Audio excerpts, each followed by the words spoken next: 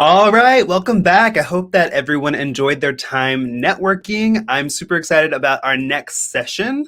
We've got everyone online. The next one is funding a digital workforce, how to develop a team that draws capital. They say that the digital HR revolution is here and moving with speed. They're going to talk a little bit about how startups are looking for new, productive ways to meet the evolving demands of doing business and how investors are playing a role in the industry's revolution. So I'm super excited to welcome Paul O'Brien, the CEO of Media Tech Ventures, Chris Gillot, the general manager at Insperity, and Jonathan Kaplan, the chief operating officer at Next Coast Ventures. Welcome, everyone.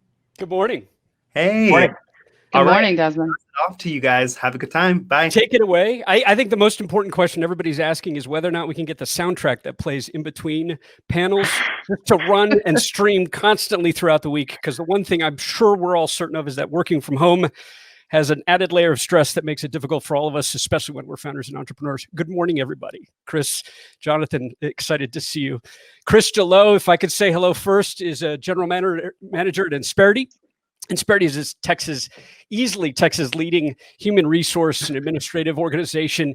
Folks, if you are in need of any insight, any perspective on how to manage people, how to make sure operating agreements are structured properly, what to do with benefits, even if you're a team of 2 or 3 or 4 people, give Chris a call, give Insperity a call. They are just fantastic at this stuff, and they're involved in a lot of the startup programs throughout Austin and the rest of the state. Good morning, Chris. How are you? I'm doing well. How are you doing, Paul? Fantastic. This week is insane and exciting for a whole host of reasons. I love how Austin Startup Week falls at the same time as a great many of the incubators and accelerators, and even the Austin Chamber are doing some exciting things in this part of the world. Gets us revved up for 2021. So excited to have everybody here in the audience as well. Jonathan Kaplan, good morning. Jonathan is the Chief Operating Officer at Next Coast Ventures. Next Coast Ventures is particularly exciting for those of us that work with the venture capital firms and those startups that are seeking capital, because they really partner with big ideas, bold entrepreneurs. They're looking at big markets and really tackling the fact that the world these days tends to be looking at Austin and how Austin and why Austin tends to be developing so many cool things. Good morning, Jonathan. How are you doing? Good morning, Paul. It's great to be here. And couldn't agree more. This is a great time for the Austin ecosystem, that's for sure. I am particularly excited about this talk because these are 2 incredibly challenging, frequently asked series of questions, right? How do we develop and manage teams just in one sense as startups and founders? But then 2, how do we do that in a way that's meaningful to funding and to raising capital? And as we're all experiencing, especially if you're anything like me, I've got 3 screens running in my house now to manage the Zoom that's going on, to manage Slack, which I think people appreciate that I'm probably insane because I've got like 120 unread Slack messages. There's no way that we can live in this digital online world and environment without being a little bit more savvy and a little bit more comfortable with managing all of this infrastructure. So my first question, my first thought to get us going is there a certain skill set? Is there a different makeup to teams, to the kind of people that we're working with at an early stage in a startup? Chris, perhaps stuff that you're seeing in teams that grow and become successful, or Jonathan, what are you looking for when it comes to identifying an early team that is on its path to being fundable? Is it any different given the fact that we're remote, we're home, we're even global, frankly, and now we're required to have digital skill sets that maybe weren't as critical or important 5 or 10 years ago? Thoughts, Jonathan, first? Yeah, it's a great question. I think that, you get back to first principles, right? And first principles kind of dictate that you want a team that has a domain fit first. That's what we're looking for first. But I do think you're hitting on something important, which is, there's a fundamental culture question, right? If we all can agree that cultures or values, depending on how you want to position it, are critical to early stage companies, gaining acceleration and being successful. I think it's a good question of, with all these tools and proliferation of these tools, how do you reinforce company culture? And I think that's something that we see, our founding teams, our executive teams, trying to answer. And I think different ones can do it different ways, and we can talk about that. But I think that's really one of the defining questions that people are grappling with. drive on that, Chris. Any thoughts? Because when we are home and we are, we've got people in Chicago and Los Angeles and India. How do we foster that culture that aligns around a vision and a purpose and a mission to get something early off the ground and well developed as a team? Any perspective? Yes, and as Jonathan was talking about it, one of the most important things that investors are looking for when potentially funding a company is the ability of that company to attract good people. And we are in an era where we have been forced to accelerate the adoption of mass amounts of technology and innovation, as well as work in an era where working at home or working in an agile strategy is essential to running your business. And it really compounds how you find talent in today's market. And a real dependency to do that well is the company's ability to define who they are, what they stand for, how they will operate, what they expect of others, and their vision for the future. They really need an HR strategy behind the scenes to help them work through all those components and align them into a cohesive set of actions. And, at the formative stages of any business, most founders are challenged for time to focus on the details of being an employer as well as an entrepreneur, and they don't know what they don't know. So typically and not intentionally, they lack the understanding of what should be done and when with respect to their HR function to get the right people in the right seats at the right time and create the right environment. And it really is a vital component to being successful in an environment that we're in right now, as well as in long-term into the future. You make a wonderful point that the greatest challenge that most founders have tends to be trying to figure out what to prioritize and on what to focus, especially early, especially under the circumstances, perhaps.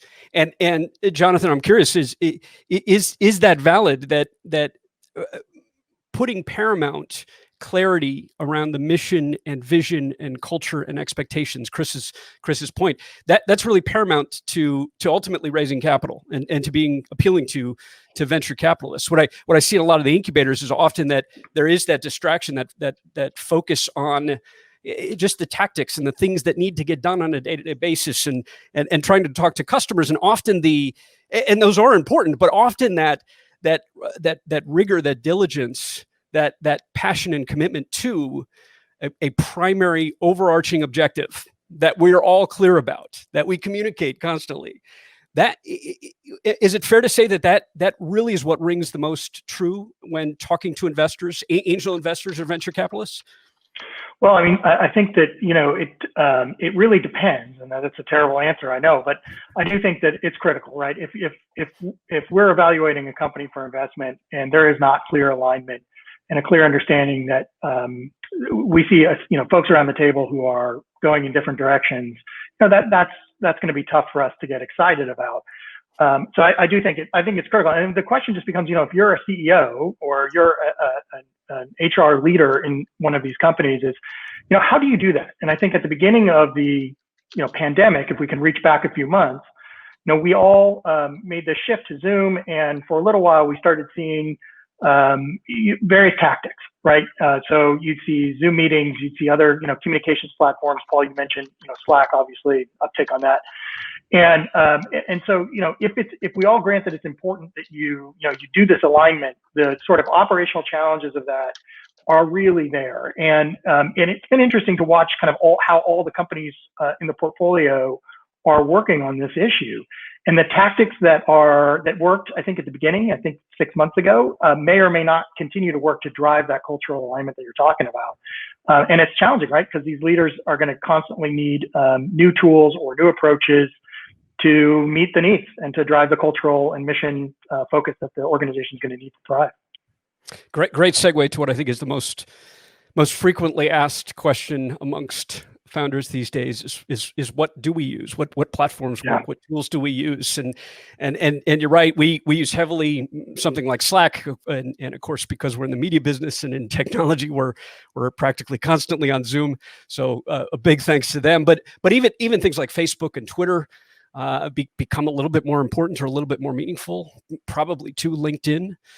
What tools and what platforms and what thoughts do you have about what is working for remote distributed digital organizations? What is working to help founders align on these strategies and cultures and missions? Things like Trello, things like what Atlassian does in a bigger context. Any thoughts from either of you, Chris?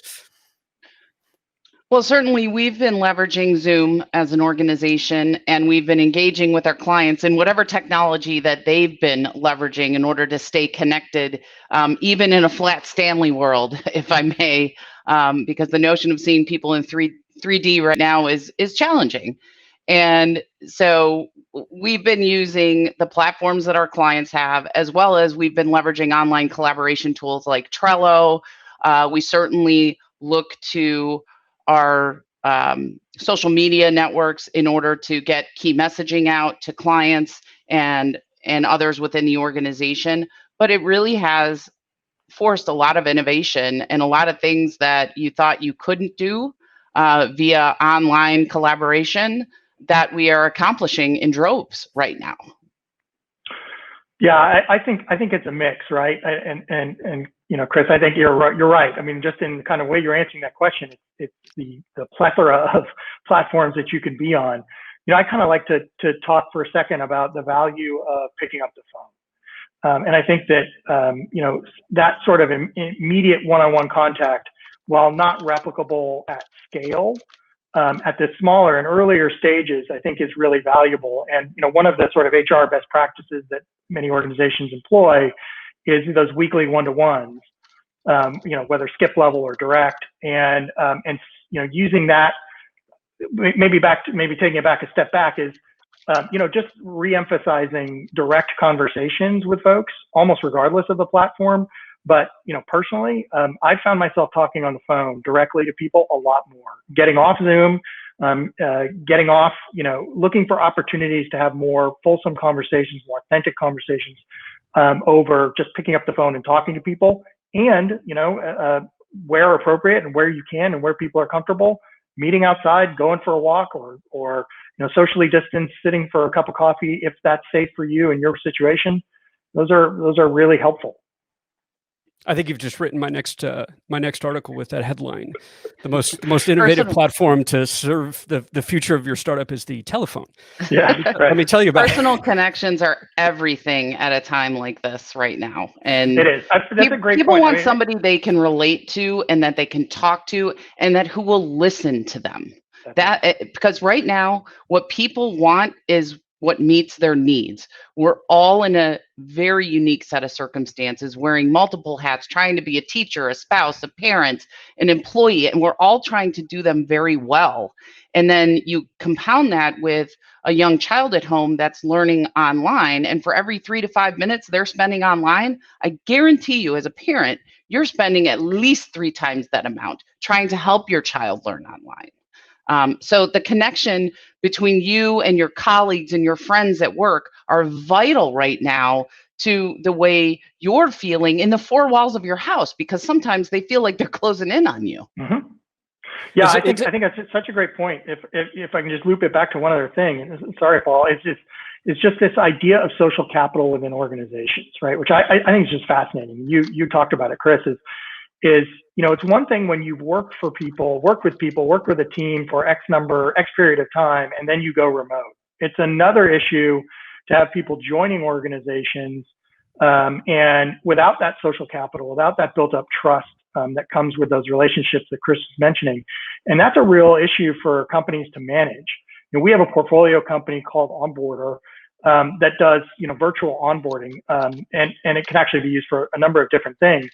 But companies got to look for tools like that kind of purposefully trigger interactions between various stakeholders and someone coming in new to the team. Because you can't just assume that, even as challenging as it is for you, and Chris, I think you put your finger on it, it's twice as tough for that new person entering the team who doesn't have that social capital built up. It's a loosely related point that struck my attention, Chris. that one of the things we're experiencing like never before is just the idea of time shifting in building a culture and in building a team. And what I mean is time shifting is a concept we talk about tremendously in the streaming media business, because time shifting is the fact that you can now watch whatever TV show you want whenever you want. The same is true of the workforce, if you think about it, right? Immediately, we have to get more used to the fact that a remote workforce means they could be in California and they could be in New York, and that's 4 different time zones. And so we got to manage that a little bit differently. But more to the point, Chris, about being home that you made. And having kids, I've got 3 kids of my own, that you know what, I need an hour right now because I've got a school problem to deal with. And so I'm going to get that done at 7:00 tonight. It's amazing how some simple social changes with regard to society have been challenging for us and exposed to the world because of the pandemic, but they're actually probably wonderful changes that we're evolving through. That as we emerge from this pandemic, I hope our workforce, our economy, and society in general is going to be in a much better place, having learned how to evolve and change the way we behave with one another and create this social capital and this culture for the world. So, wonderful couple of perspectives. I want to remind the audience to please join us here with Austin Startup Week. Thanks to Capital Factory and Insperity in particular for sponsoring it. Folks in the audience, feel free to jump in the comments with any questions or reactions. This is an exceptional opportunity to get some deep perspective and questions asked related to what it means to be building an organization and team, and or what it means to be doing that in the context of investing yourself in certain things or talking with investors. Next Coast in particular is an organization and a venture capital firm that actually puts a lot of emphasis behind structuring your organization well, working with folks like Insperity to do that. And so these couple of folks are just wonderful when it comes to this topic in particular. I'm grateful that they're here with us. So do jump in with questions, and we'll feed those into the conversation as we go. I'd love to shift us a little bit to more of a question of operations and management and paperwork, honestly, and benefits. I've had a lot of great talks with David Lawson and Randy Fisher and some other folks in Insperity about how the greatest challenge for early founders, we're talking 1 person, 2 people, and then 3, 4, 5 people. The greatest challenge is often just appreciating what really matters. What do I have to have in place? What are the agreements that mean something, that matter, that are critical? How do I alleviate the risk of the fact that my team is probably going to change a little bit in the next year or so? Let's talk about that if we can, because especially at the stage that I work and that we work, we're working with a lot of those earliest founders, and we know that it's often a challenge in the team, a fracture in the team, in that early team, that results in a startup not working out. So how can we help avoid that? How can we help a team early better prepare for what it means to be an organization? Chris, what are some of the things that Insperity talks about and puts in place to help early founders do that and then mature into those later stage organizations with more people in place? Right. So really, it is all about infrastructure. And it's never too early to begin thinking about HR or your HR infrastructure as an entrepreneur, as an employer, and especially if you're planning to grow rapidly and inject capital into the business in order to do that. And the expense of standing up a standalone HR department can be really costly. And so the benefit of working with a partner like Insperity is that you don't have to allow that to be a distraction from your calling on getting the business up and running. And what we will typically do with our services is we will put the nuts and bolts in place of an employer, like we have to start at the heart of who you are as a company, your mission, your vision, your values. What do you stand for? How do you want to structure the roles within the organization, the growth plans for the organization, as well as what policies and practices do you want to put in place that you can orient people to as they join the company? And it will really help save a new business from costly mistakes in the HR space, where we help you really put the right compliance and risk mitigation practices in motion that you typically, as an entrepreneur and a brand new employer, that you're not even aware of exist. Oftentimes that when you're not aware of them and you're not protected from them, they can unintentionally turn your lights off. And that's the last thing we want. for any of our clients. And so we're there to really be an insulator to put all of those pieces together and take the helm and work alongside our clients to make sure that they set up the right infrastructure, hire the right people, and get positioned to grow and scale over time. Great perspective. I'm struck by the fact that it's not unlike the early questions that founders have about legal. What precisely do I have to have in place? What can I put off because I don't have $20,000 to pay that lawyer to make sure my corporation is set up properly yet. Jonathan, any reactions to that early work that Insperity puts in place or encourages that everybody puts in place in any circumstance in a broader context as it applies to what to invest in as a founder? What matters to the investors when you guys take a look at things? What are the expectations legally, HR wise, that whole spectrum of things that matter to the organization operationally? Yeah, and it's a complex question. I mean, so I'll approach it from a couple different ways. I think we invest from seed stage, new investments in seed stage to Series B, and where we're going to focus on or what we're going to expect as we do our diligence to make an investment is going to vary depending on, obviously, on the stage. When it's just two founders together, that's one thing. When it's someone who's raising a Series A and has been at this for a couple year or two, couple of years, that's going to be another. I really think you hit the nail on the head, Paul, in the way that you characterized it as the HR is a different situation than legal, but I think people think of it in the same way or in a similar way, where it's an investment that you don't necessarily want to make, but from which you can drive great value. And that value can be purposeful and seen in the way, in performance. There's also an ancillary benefit of avoiding avoiding situations that can cause a reduction in value or make someone like an investor ask questions that you also want to take into consideration. I'll say we as a firm, have used Insperity now for a little while. We switched over to them, and it's been a tremendous experience. And look, I used to be the chief legal officer of a publicly traded company, and I'm a lawyer by training. And every couple of days, I get some question about something that has to do with HR that I don't know the answer to, and some of it's legal. And it's just really helpful to ultimately have a completely outsourced solution that gives you an HR infrastructure, gives you a technology layer and an infrastructure, and access to benefits and all that kind of good stuff. And you don't have to think about it, and it doesn't really cost you more. So to me, something like that is super valuable to an entrepreneur and an early stage team, and I would definitely think it's worth looking at as you think about where to spend dollars, because it's always going to be a challenge, right? Those dollars are ultimately competing for potentially higher and better uses. If you're doing product development, you want to hire that extra engineer, you want to get this product person in or a product marketing person in. We get it, but you do have to balance all of it, which is easy to say here on this panel. Tough to do. It's always easy to say, and we have to encourage. It's easy to do, everybody. Trust me. Yeah, it is. Just jump right in, because that's how this works. Jump right in, and we figure it out as we go.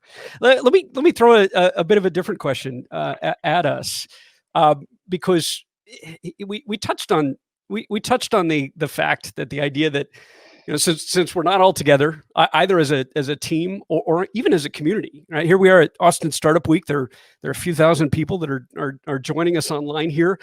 Last year, we were downtown together. We were shaking hands and hugging and talking and getting to know each other.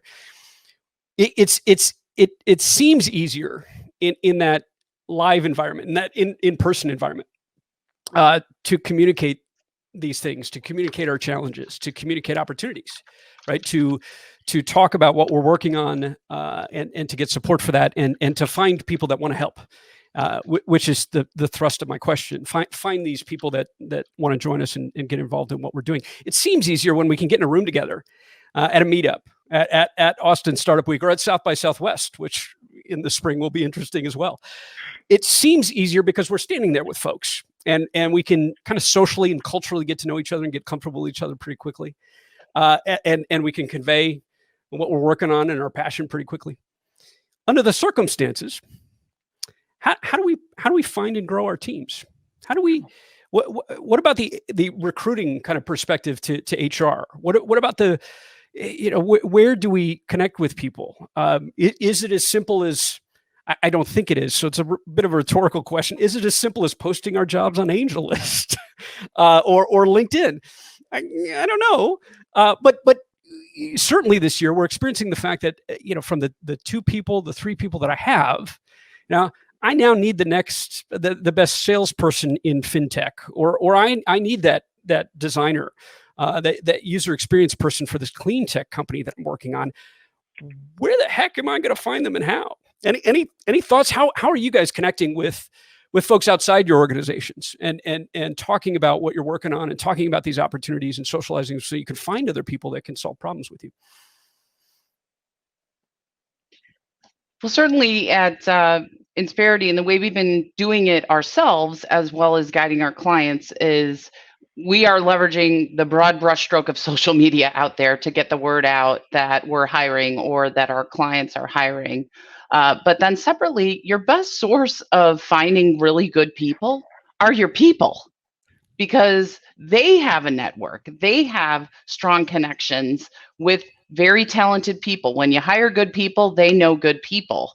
And you can get the word out about who you are as an organization. I think now more than ever, that's what's getting out in the airwaves is the reputations, the brands of organizations, because we're all living them from where we sit and not just in an office environment.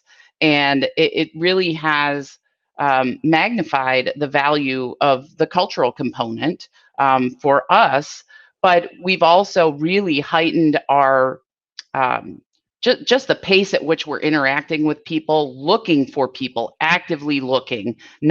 We're not being passive about it, and I don't think anybody else should be passive about it. There's a ripe market out there of really talented people that are waiting for you to find them.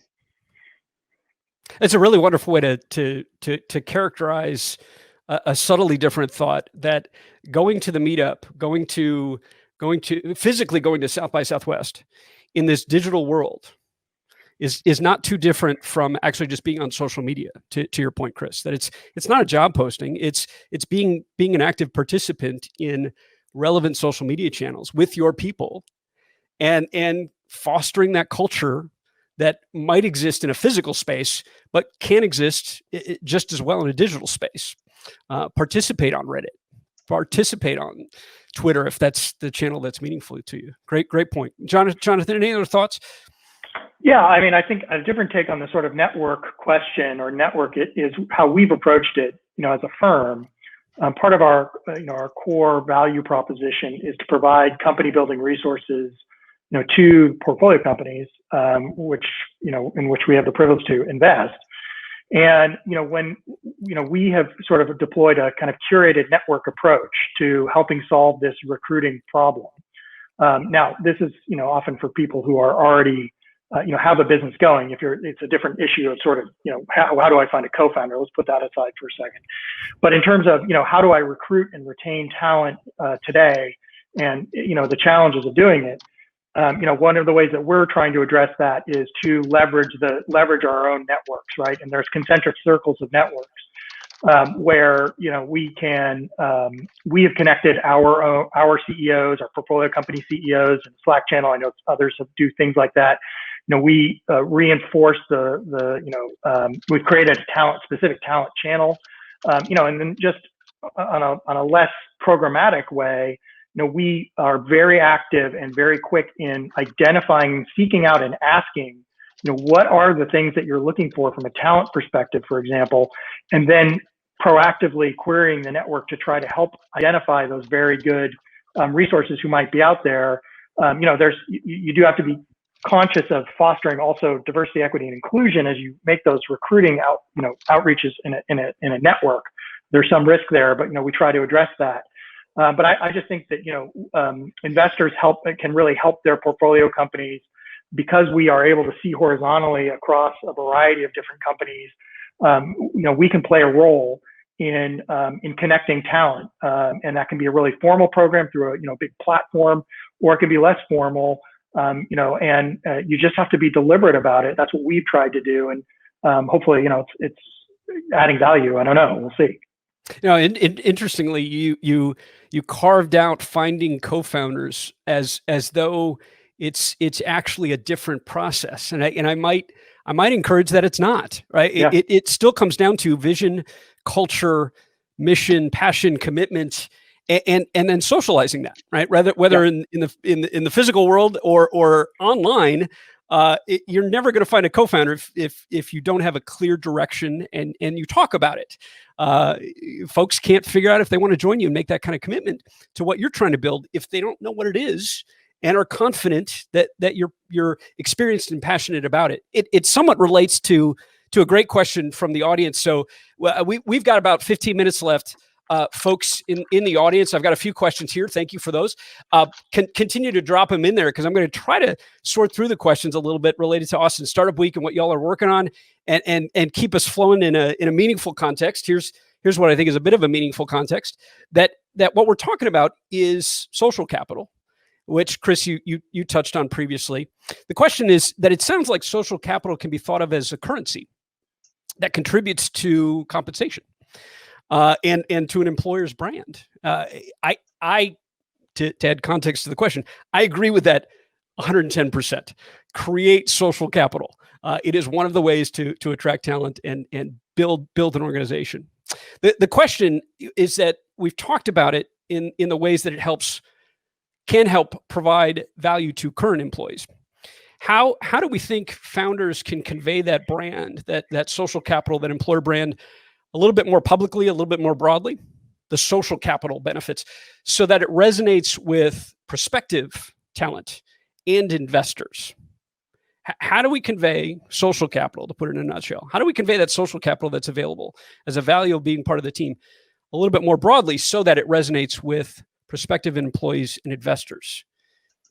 Any reactions to that? Any thoughts? I think we've touched on it a little bit with social media, with culture, with vision, but other ideas given the context of the question that's come at us. Yeah, I don't know that I have anything earth-shaking to particularly valuable insight on that. I would say it is you can tell companies that are successful at this, and I think maybe the defining characteristic, less about the tactics, is really about the commitment to constantly communicating that. And your particular channels are going to vary, but it's a purposeful decision by the leadership team that you hope ladders down into the organization to know what you're about, what you're not about, and to make purposeful efforts to help develop social capital inside the building, opportunities to drive connections between employees, virtual, in-person, whatever. And then that gets captured and hopefully expressed externally in the most authentic way, which is person to person via interactions between employees and folks outside the building. You should get, I would argue, to the end of an interview panel from people who are coming into your company, and someone at the end, when they're doing a circle up with that person, should hear something from the interviewee like, "Gosh, I can't believe how focused y'all are on X." Right? Because folks should be talking about it. So anyway, I don't know the neat, tidy answer to that, but I would bring it back to purposeful focus on it by the executive team and constant, almost overwhelming communication of whatever that is, and being very deliberate about driving those connections. And I think it comes out naturally. Jonathan, Great. I think you hit the nail on the head. It's all about the level of engagement that you have with people out there. It isn't just saying it to check a box. It's how authentic you are in your back and forth interactions as well. Yeah, that's right. Purpose, engagement, authenticity. There's a great, I don't think it's a follow-up question, but it's a wonderful question that relates to it. I think it relates to it. What's a good way for co-founders to vet one another's backgrounds, especially if they've only recently met? And given the fact that they're committing to a long-term relationship, I'm adding that I think it relates to it because the answer is in that, right? That if I can chime in on the discussion myself, I look at LinkedIn, I look at Angel Lists, I look at whether or not that person is providing social capital, is purposeful, is engaging in a way that's consistent with what you want to be as an organization. I don't think it needs background checks. I don't think it's a terribly complicated process. There is an HR question, perhaps, Chris, right? But I don't think it's a terribly complicated process amongst co-founders, because what you're looking for are the people that we're talking about, right? You're looking for somebody who wants to join that kind of culture, that shares the same purpose, wants to engage the community, and has been making that difference. If you could see that publicly, if you could see that online, obviously that's who they are. I think. Am I off? Spot on. Yeah, I don't think you're off. I think that's right. I think the point that's really critical there is the long-term nature of that relationship and between co-founders. And there can be any number of tactics for how do you do that. I think it comes back to identify that, and it's the same thing in terms of thinking about your investors, right? I mean, we have this issue where we're making investments into companies. It is hopefully, it's going to be illiquid. It is going to be a long-term set of interactions and commitments. It's a long relationship, and I think people, ought to get comfortable, whether it's a co-founder or an investor, that that's a person they can build a great company with, and that those folks will be there through thick and thin. Because this stuff is hard. As anyone in this audience, I'm sure, knows firsthand, man, it's just difficult. And the people who are building these companies every day really deserve a lot of credit. And anyway, so I think, the sort of specifics about, checking on LinkedIn, yes. Checking, what the person stands for in their social media, yes. Talking to other members, a lot of times they can be vetted on some level if they're part of an incubator or part of another organization. There may be some, obvious alignment of incentives or goals. Those are maybe a couple tactics, as you point out, Paul, that can help you specifically. How do I identify, a good co-founder, and of course network, right? To the extent you can access that. I love the analogy or the lessons that can be drawn from the fact that it's not unlike getting married. But you're not going to get married to the person you met yesterday. Yep. And if you're going to have kids, trust me, it is incredibly hard and an incredible commitment, which begs another couple of great questions that are here that kind of relate. What are some of the biggest mistakes that early companies make when it comes to HR? Like not having that prenup if you are getting married, for example. What are some of the biggest mistakes? And loosely related to that, what are the kind of things that folks should make sure they're investing in with regard to the operations of the team or the agreements that are in place? Chris, you probably see a tremendous number of mistakes and things and that should be invested in to a greater extent, or at least lessons learned. What kind of thoughts do you have in that regard? Well, certainly it comes back to the point on, when you're getting started as an employer, you don't know what you don't know. And so really some of the most common things we see is how do I structure benefits? What benefits do I offer my employees? How do I structure my pay practices that are in a way that comply with federal, state, and local rules? How do I structure my policies and practices that doesn't get me in trouble with the EEO? And how do I handle employee relations issues that don't lend optics that I'm violating compliance laws? It comes back to the need for a subject matter expert in the background to help navigate those murky waters that are increasingly complex each and every day, especially when you think at running, when you grow from a single state, single city to a multi-state, multi-city organization, it can really hamper your ability to focus on the business because you're spending so much time trying to spin up, or you're hiring other people to try and spin up on how are you going to operate effectively in those environments, because you can get yourself in trouble unintentionally pretty quickly. Yeah, I think that's right. And I think, one of the issue that you just pointed out is, and something that I haven't, people aren't really talking about necessarily, is the HR compliance is getting more complex, not less, the more the workforce is distributed, right? I mean, it's just, it's correlated. And so, if you have an employee, so I'll use an example from my personal life. Someone I know had moved states and didn't tell their employer that they were working in a whole nother state. Well, as Chris will tell you, that creates an issue for the employer, a payroll tax issue. Are they collecting payroll tax appropriately, et cetera? Okay, well, you've got any number of those issues lurking in your company. And it's exacerbated the more remote it is and distributed it is potentially. And so, it's a challenge for people to manage. And I think that it's not, there is a lot of benefit to finding and partnering with, an organization that can help you with that at the early stage, because there is no reason that at the early stage, HR compliance needs to be a core competency of a startup, right? You don't need to focus on that. You need to be aware of it and you need to get the right resources against it. But you can be thoughtful about how to do that and avoid a lot of the issues.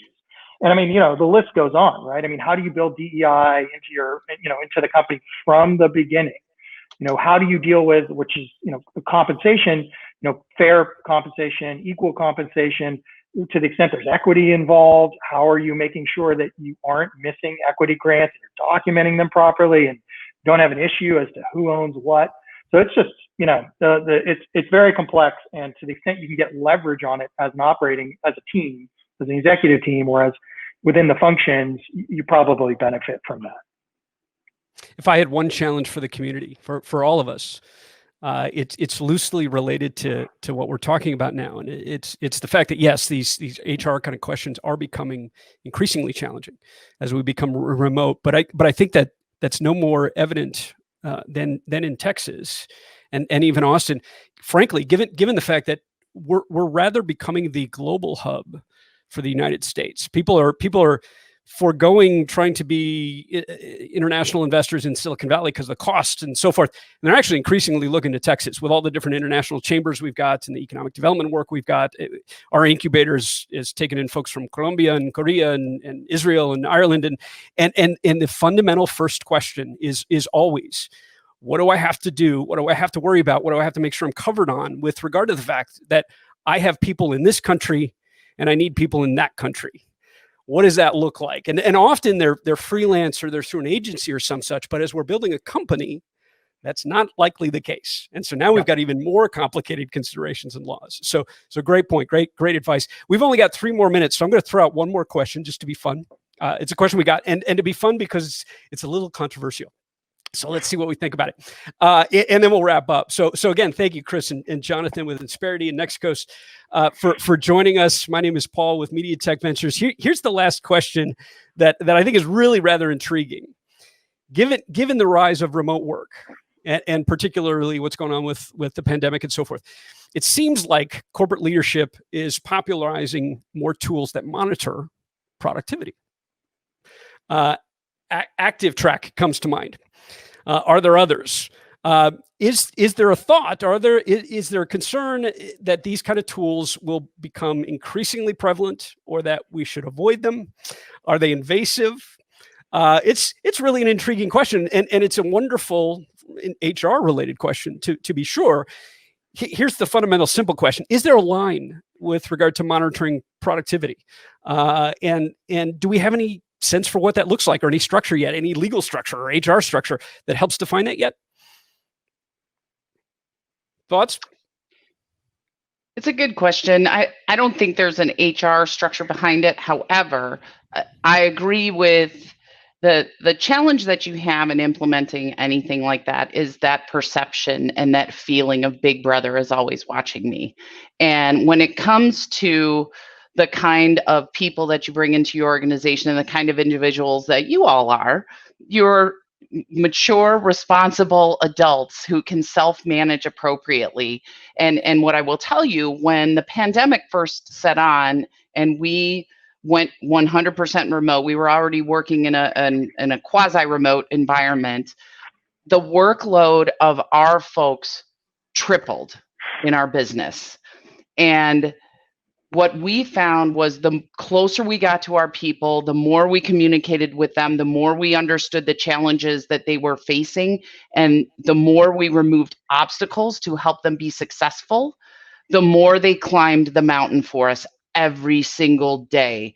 And that they gave us Herculean effort and discretionary effort without us ever even asking. So I think you really have to weigh the risks of implementing a technology like that in your workforce, because it can have some real unintended consequences. I think that is a perfect conclusion, because I think it's the correct and only answer, most meaningful answer.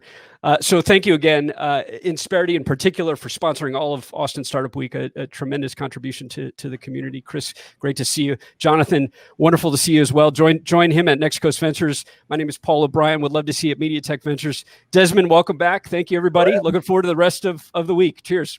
Yeah, thanks everyone. And I'll echo again Paul's words on thanking Insperity for sponsoring our track. But yeah, we'll have to move on. I do love Paul's really vivacious style of hosting events. And so that's always super refreshing.